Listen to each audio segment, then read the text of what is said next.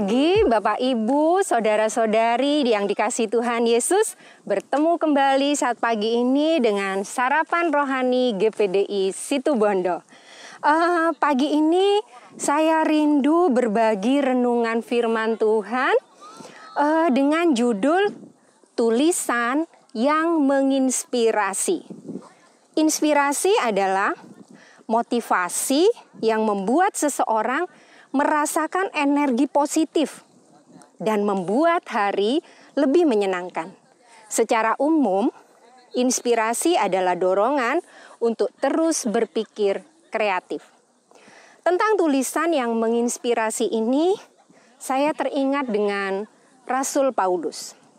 Kita tahu benar latar belakang Rasul Paulus sebelum dia bertobat, namanya dulu Saulus.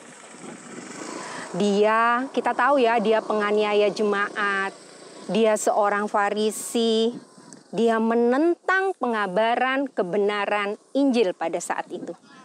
Tapi setelah Tuhan Yesus menangkap hidupnya, dia bertobat dan dengan gigih dia memberitakan Injil.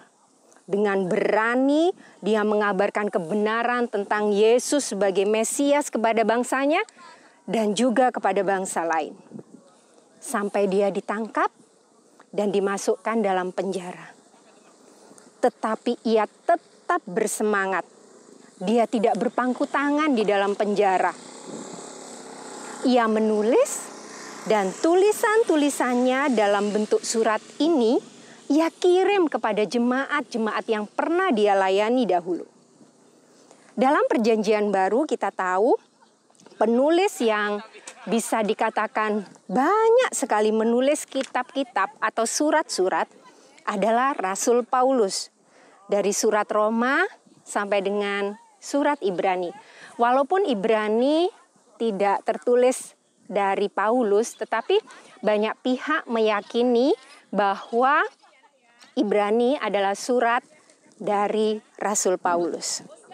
Dan tulisan-tulisan Paulus banyak menginspirasi para pembaca.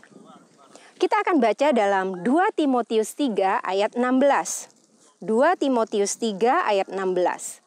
Segala tulisan yang diilhamkan Allah memang bermanfaat untuk mengajar, untuk menyatakan kesalahan, untuk memperbaiki kelakuan, dan untuk mendidik orang dalam kebenaran. Bapak, Ibu, Saudara-saudari, mari saat ini kita mau belajar. Belajar dari Rasul Paulus. Kita mau mempertimbangkan lebih dahulu apa yang akan kita tulis. Khususnya jika tulisan tersebut dibaca oleh banyak orang. Seperti contoh status WA. Kita share di FB atau di sosial media yang lain. Kita mau berhati-hati. Jangan menulis kalimat yang penuh dengan kemarahan. Kalimat berupa umpatan dan caci maki. Atau kalimat yang kotor dan tidak sopan. Karena apa? Apa yang kita tulis adalah gambaran keadaan hati kita pada saat itu. Jadi, orang yang membaca akan memberi penilaian terhadap diri kita. Jadi benar-benar kita harus berhati-hati tentang tulisan yang kita tulis dan kita share untuk orang banyak. Saya teringat ada teman saya ya, sering dia nge-share di status WA ya saudaraku. Walaupun saya enggak tahu langsung dari teman juga. Dia nagih-nagih hutang itu ya saudaraku ya lewat status WA. Teman saya berkata, ya enggak mau bayar, biar tak tulis di status WA. Dia bilang gitu, ya setengahnya menyindir seperti itu ya saudaraku. Tetapi saat ini kita mau menyikapi dengan benar. Segala tulisan yang kita upload, kita share ya, biarlah itu tulisan, kalimat yang menginspirasi orang saat membacanya. Terus yang kedua, mengapa kita harus berhati-hati dalam menge-share atau mengupload tulisan-tulisan di hadapan umum karena tulisan-tulisan itu harus bijaksana.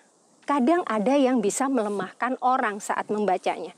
Jadi jangan sampai ada orang susah, orang sedang hilang pengharapan, membaca status kita yang tidak menginspirasi, dia malah akan lemah, dia akan putus asa. Dijauhkan dari itu ya. Tapi kita mau belajar dari sekarang untuk menulis kalimat yang bisa menginspirasi orang-orang yang membaca. Berisikan motivasi sehingga para pembaca merasakan energi positif dan dapat menjalani hari-hari mereka dan membuat mereka senang, bersemangat, ada dorongan untuk terus maju dengan tidak putus asa. Saudaraku, saya belajar ya dari dulu, setiap pagi tuh setelah saya doa pagi, saya selalu taruh status di WA itu kata-kata yang menginspirasi ya. Dan akhir-akhir ini saya juga menge-share ayat-ayat dalam Alkitab yang dapat menguatkan orang, memberikan pengharapan saat mereka membaca, saat mereka ingat Tuhan. Nah, saya belajar untuk itu ya, supaya kehidupan kita dengan apa yang ada dalam kehidupan kita, kita bisa memberikan yang terbaik ya untuk orang-orang di sekitar kita. Nah, dari pengalaman ini ya saudaraku, kadang ada yang membalas setelah membaca status saya, amin, ada yang bilang gitu. Saya senang ya saudaraku. Terus ada yang bilang lagi, Mbak Eli, izin ya untuk share, untuk saya teruskan. Iya, monggo, saya bilang gitu. Terus beberapa hari yang lalu saudaraku, ada yang tanya, Mbak Eli, apa sih artinya Ebenezer itu? Teman saya bertanya seperti itu. Saya jawab, Ebenezer itu artinya sampai di sini Tuhan menolong. Oh iya. Saya punya teman namanya Ebenezer, Mbak Eli. Katanya, oh iya. Terus kami mau ngobrol. Nah dari situ kita bisa menyalurkan kalimat-kalimat, tulisan-tulisan yang menginspirasi orang-orang di sekitar kita. Nah saudaraku, ini berbagi juga ya. Lalu saat ada saudara, teman, downline saya, anak didik saya, atau anggota rayon saya ya yang sedang berulang tahun, mari kita mau belajar bersama-sama ya. Kita mau ada waktu untuk menulis ucapan selamat ulang tahun yang disertai dengan doa dan pengharapan kepada Tuhan yang Tuhan taruh dalam hati kita. Berbagi sedikit ya tentang hal ini ya saudaraku. Saya kan pegang absen anak-anak Pelnap kelas madya, rayon Anggrek, terus guru-guru Pelnap ya. Terus ya ada saudara, saudari, dan downline saya ya di Oriflame ya.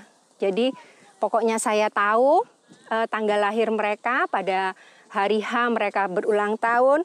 Saya selalu memberikan ucapan selamat. Jadi saya mencatat ya saudaraku, mencatat kalau sudah masuk bulan Juli tanggal 1 saya mencatat siapa saja yang berulang tahun. Saya taruh di meja kerja saya supaya saya ingat ya pada hari H saya bisa menyampaikan ucapan selamat saya supaya tidak lupa. Nah saudaraku, dalam menulis pun kita bubuhkan ya akan kebenaran firman Tuhan. Harapan, doa yang terbaik buat orang-orang yang kita beri ucapan selamat ulang tahun. Nah, saudaraku, hal ini mungkin kecil ya. Hal ini mungkin dipandang orang remeh. Tetapi dengan kita memberikan perhatian lewat tulisan kita yang disertai dengan ayat-ayat, doa pengharapan, itu akan memberkati. Kita berharap orang yang kita tuju dengan ucapan tulisan kita itu terberkati. Dan dia merasakan kasih Tuhan di dalam kehidupannya. Banyak hal lagi ya saudaraku yang bisa kita lakukan untuk menginspirasi orang-orang di sekitar kita.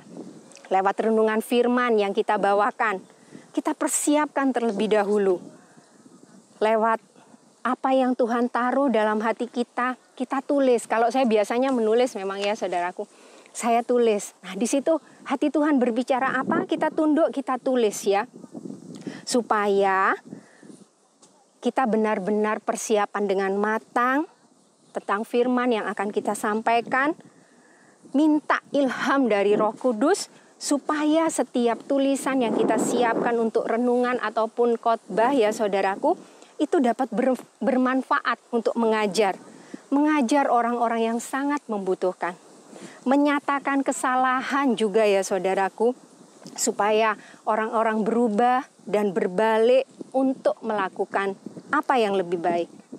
Serta dapat memperbaiki kelakuan, bertobat dari hidup yang lama. Nah, saudaraku, ini bisa terjadi terlebih dahulu diawali dengan kedekatan kita dengan Tuhan.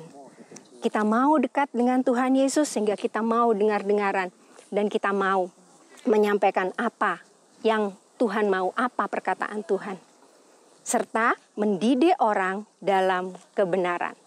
Yesuslah kebenaran yang sejati, kita mau terus belajar pada Yesus dengan merelakan hati dibentuk sesuai maunya Tuhan.